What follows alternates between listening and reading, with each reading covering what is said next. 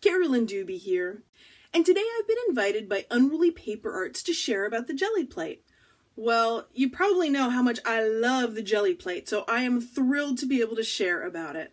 My favorite technique of all time with it, if I had to look over everything, the one that I go back to over and over again, is putting multiple colors of paint onto the Gelli plate at the same time. So I'm going to be sharing that with you, and then one of my all-time favorite things to do for inspiration in an art journal page will be what I do with the print that I make right into my art journal. Well, enough of my talking, let's start the playing.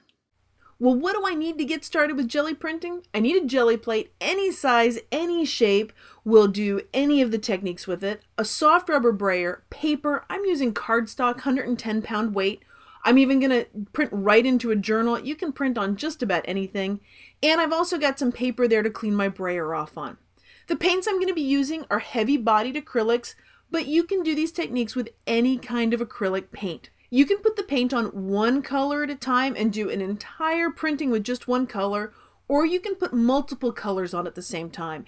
And since I pretty much love the rainbow, I'm going to put multiple colors on here. Now, exactly how much paint to put on there, it is very precisely measured. I know to the milliliter,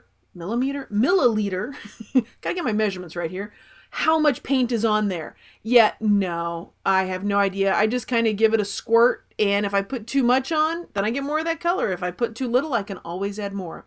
I'm going to clean off my brayer there just to keep it so that my pink, which by the way was pretty dried out, so it was just in globs there. Turns out when you get to the end of the jar of paint, it might not be so good.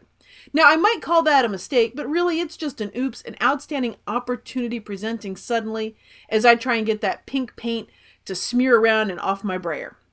And yes, that's all I do to clean off my brayer. I actually don't rinse it under water. I just wipe it off on paper. So I'm going to bring in a stencil now, and this is my building stencil from over at Stencil Girl Products, and I'm going to take a piece of paper and put it on there.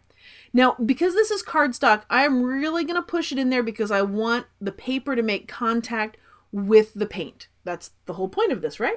So I am going to give this a little more pressure just to push that cardstock in, and you can tell exactly where I put more pressure and where I didn't put any pressure, which would be that little white spot in there. Well, I'm going to pull the stencil up now, and this is the print that I really wanted. This is where it starts to get interesting. I'm going to just put my art journal right on top of there, and I'm going to push it down, especially around the spine. You really have to push a little bit more there. And now I'm getting parts of it. These are imperfect prints, and that makes them absolutely perfect to me. And not too surprising, didn't get a whole lot of that pink to show up because not a whole lot of it got spread around because it was very dried, very clumpy paint. Well, now let's create some more color with this. And for those of you wondering if I'm going to clean off that Gelli plate before I add in some other colors, and the answer is an absolute no. I don't like to spend any more time cleaning than I have to in my life, so I don't clean unless I really, really have to. And I'm going to continue this same process a couple times here. Put a couple of colors of paint on the Gelli plate, run it around with the brayer, clean off my brayer on the paper, and see what kind of prints I get from it. And by the way, if you're enjoying this video, I'd love it if you subscribe to my YouTube channel. That way you can see more of my videos each time a new one comes out. And you'll notice that I'm pushing down fairly hard on this at times because I want to push that paper into the stencil. If you're working with a more detailed stencil, you do need to just give it a little more pressure to make sure that the paper makes contact with the paint. So here is the print that I absolutely love from all that mess that's on there. These are kind of one of those magical ghost prints that just make my day. And every time I get a print like this, it makes me want to just make another print. So you know what? I'm going to do this all over again with another set of colors, although you'll notice that pink paint is going to spread just a whole lot better because I got a fresher tube of that. And while I'm making these prints, let me talk a little bit here for you about acrylic paints. Any acrylic paint will work on the Gelli plate, whether you're using craft paint, whether you're using heavy-bodied, whether you're using fluid acrylics. Just each paint that you put on it gives it a slightly different look, and even different brands behave differently. And then it behaves a little differently depending on where you live, if it's a very dry climate or if it's very humid. So really what this is just an excuse to grab a bunch of different paints and start playing. I suggest you start with whatever you have and see if it gives you the results that you like. If you like the results, keep doing that. If you want different results, start playing around with different brands or different kinds of paint. So here comes the ghost print from this, and another one of those prints that just absolutely make my day. And I can't forget that last little bit of paint on there, so I'm going to clean up all the paint that I can on this layered print. Well, now I'm going to add some more to that print that I made in my art journal. And another place where I get a lot of inspiration is from words. And to think of them in my head on my own, well, that's kind of tough some days. So I start looking for words in other places.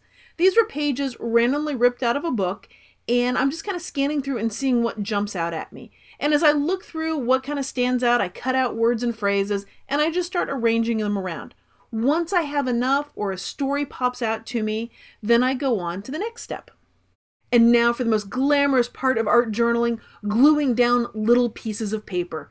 To make it go more easily for myself, I keep a bottle of tacky glue upside down. That way I've got plenty there that I can squirt out and get those little pieces to actually stick all the way down.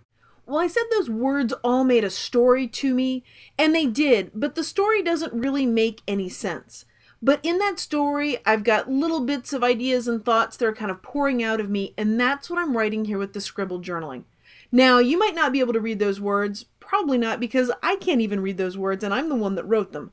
The point for me is not to be able to read it, but to just simply get that added in there so that when I look at this art journal page, I actually pick up the feeling that comes from that, and that's really what I want to capture for myself. Well, thanks for joining me for my creative play today. If you've enjoyed this video and would like to see more things that I'm up to, I'd love it if you stopped over to my blog at acolorfuljourney.com and signed up for my free newsletter.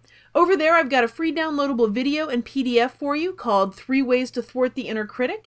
And don't forget to stop over at unrulypaperarts.com. Check out the blog post that goes with this, as well as all the other goodies that they have over there. Thanks for being a part of this colorful journey.